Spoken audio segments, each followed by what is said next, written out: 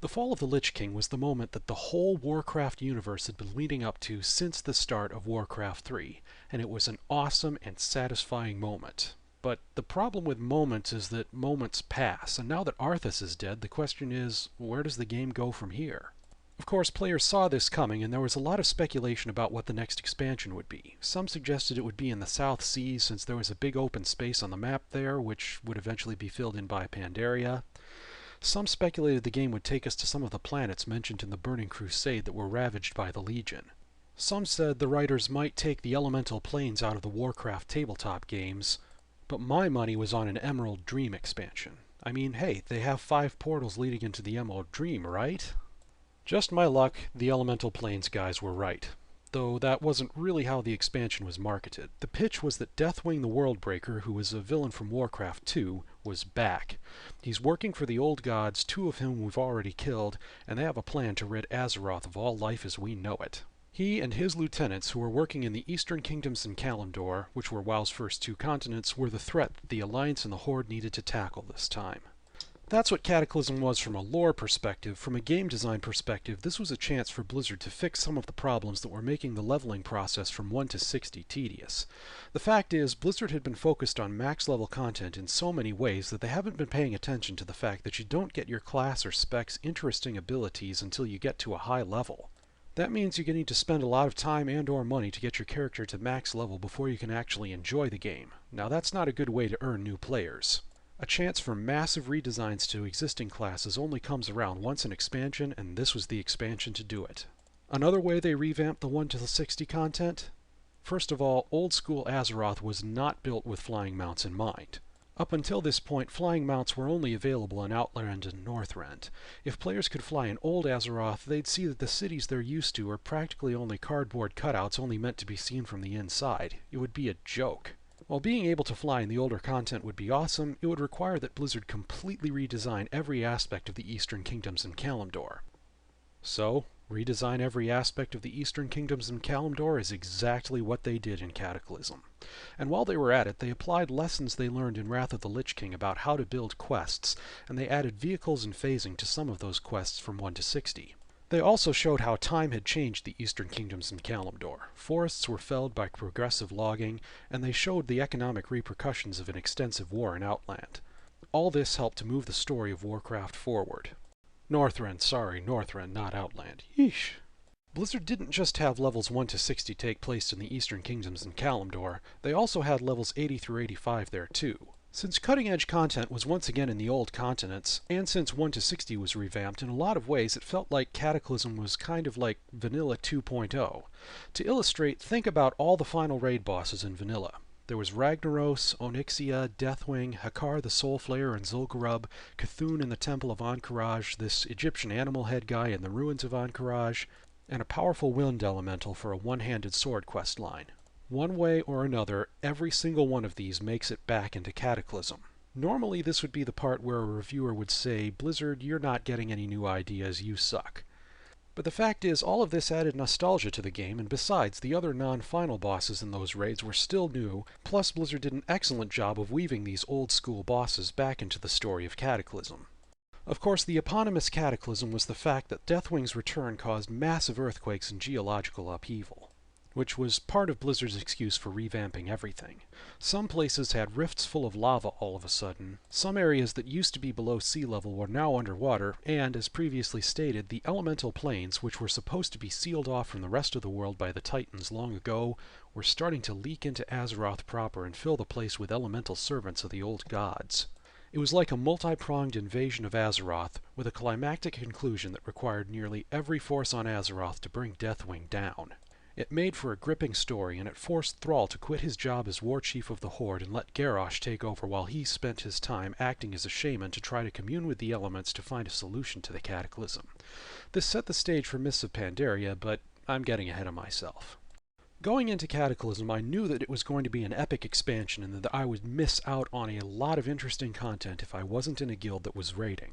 So I joined a raiding guild at the end of Wrath and decided to give 110% to getting myself and my guildmates as advanced as possible into the raiding scene.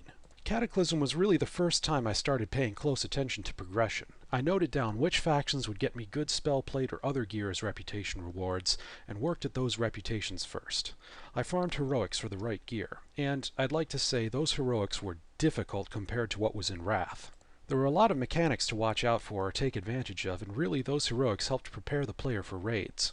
I liked the added challenge. It did more to engage the mind to have to react to all those mechanics, and it made it even more rewarding when something nice dropped.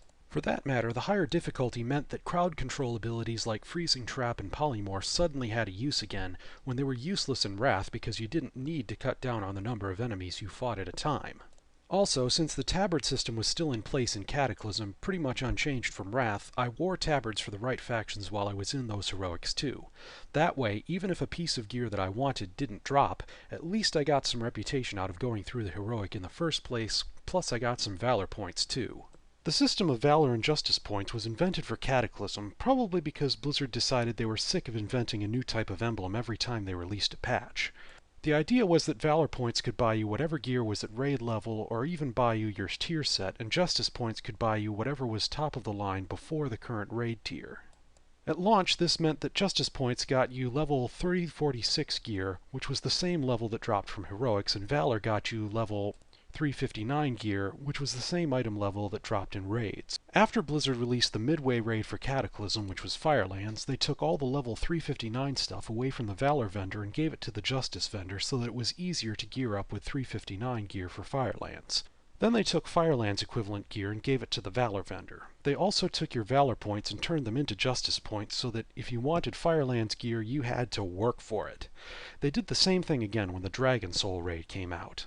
Also, when Dragon Soul came out, Blizzard added the Looking for Raid system. Since my guild ran afoul of some guild-killing drama before Firelands came out, I never got to see how exactly Looking for Raid fit in with the overall progression of the game, whether it came before raids per se or whether you could skip right from Firelands into Dragon Soul. In any case, a positive aspect of Looking for Raid is that it allowed casuals like me to see the content in Dragon Soul and to see how the dragon aspects and Thrall teamed up to throw Deathwing's plans at world destruction completely off the rails and end him instead of the world.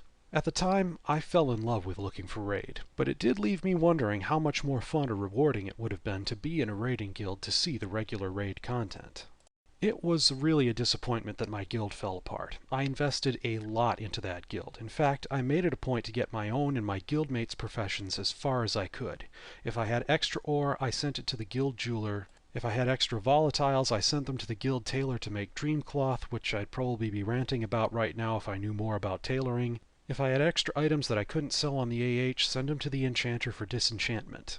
I even surprised my guild leader, who was the guild blacksmith, by farming about 12 stacks of ore and over 100 volatile fires, and sending them to him so he could level his blacksmithing to maximum. His blacksmithing skill was way down on his priority list, but it was high on my priority list, so I figured, okay, I'm the one who cares, I'll do the work for you. Now that you owe me big time, you can pay me back by spending your Chaos Orbs to complete my gear set. Plus, other guildmates and you can benefit from the fact that you can craft epic gear now. At the time, I figured that since there was raid level gear at the end of the progression of most professions, maxing out everyone's professions was the fast lane for getting good gear and thoroughly preparing ourselves for raiding.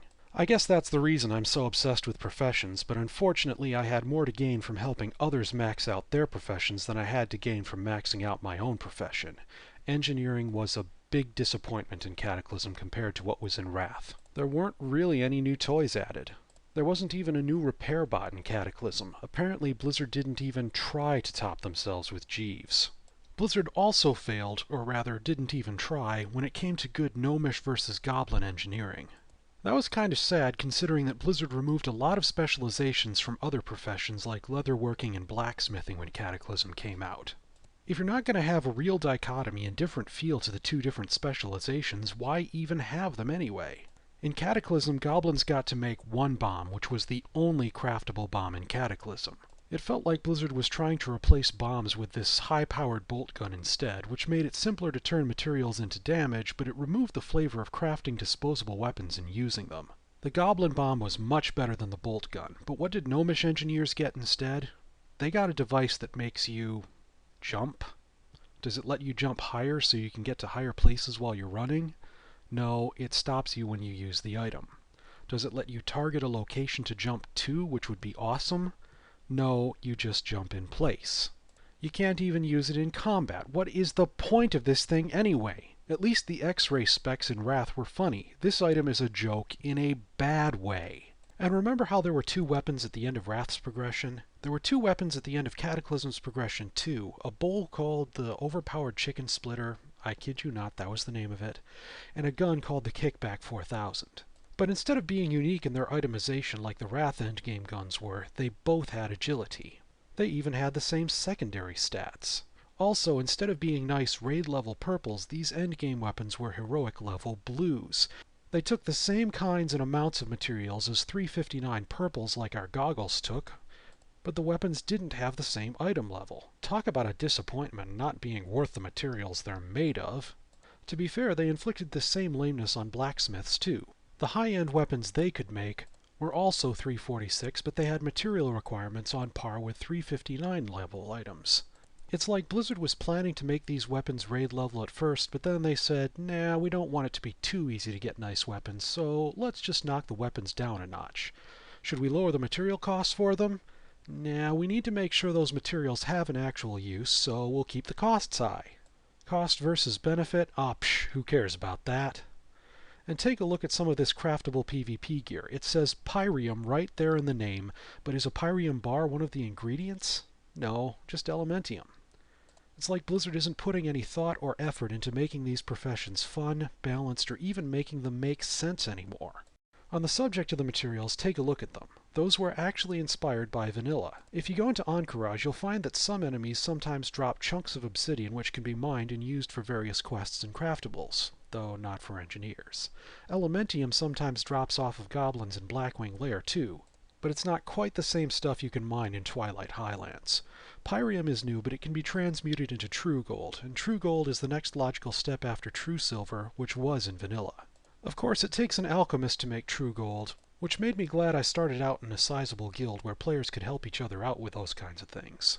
As for the elemental items, instead of having a system where you merge motes into primals, Blizzard said, why bother with merging them when you can just change the recipe so they take 10 motes instead of 1 primal? So the new elemental items, volatile elements, didn't need to be merged together. It's worth adding that as the expansions came out, Blizzard pared away some of the elements. There were motes of mana in the Burning Crusade, but no crystallized mana in Wrath.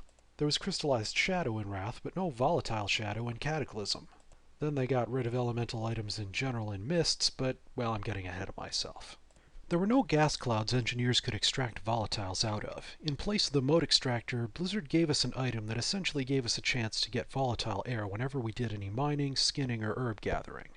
Air tended to be one of the harder to get elements, but this still wasn't as good as the mote extractor.